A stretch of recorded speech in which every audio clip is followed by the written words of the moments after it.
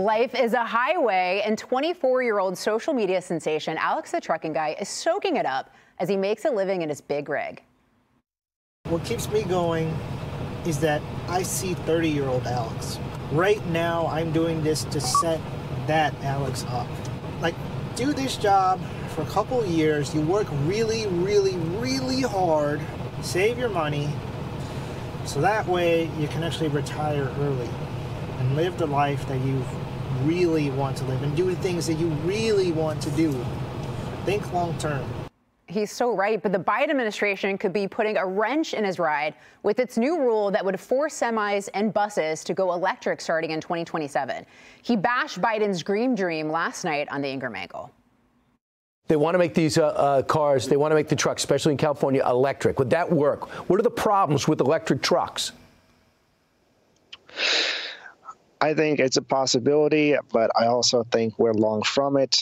As we saw with the electric cars in the winter, I'm concerned about how the weather affects these batteries and how long they'll last per charge. I mean, those are all good points. Joey, I want to get you on this quote from the Owner-Operator Independent Drivers Association. It goes on to say this: "This administration seems dead set on regulating every local mom-and-pop business out of existence with its flurry of unworkable environmental mandates." I mean, that's what this is about, isn't it? Yeah, so a quick thing on trucking. So a truck driver makes his money on time and miles. The quicker he can get back from a load, the quicker he can pick up the next one. And it's basically a gig job over and over again, whether he's an independent contractor, which most of them are, or working for a trucking company. So he's driving their truck. So it's a big thing to not cost these drivers more time.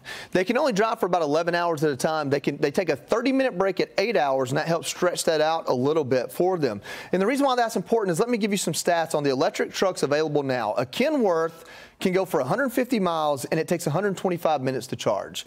Peterbilt can go for 150 miles, 120 minutes to charge. You have to go all the way down through 3 other manufacturers to get to a Tesla semi. They can go 500 miles, and they say it'll charge up to 70% in 30 minutes. A truck today, a diesel truck, can go 900 to 2,100 miles full of fuel.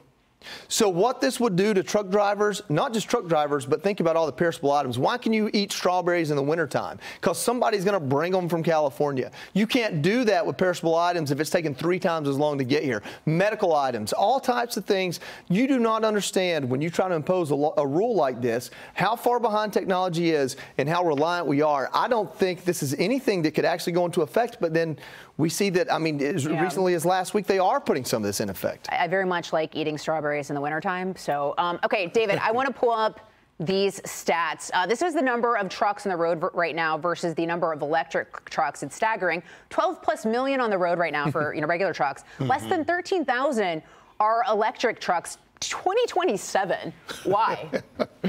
Because it's ideology. And on Easter weekend, I guess it's a good thing to talk about a new religion called climate change. They're the real deniers of facts.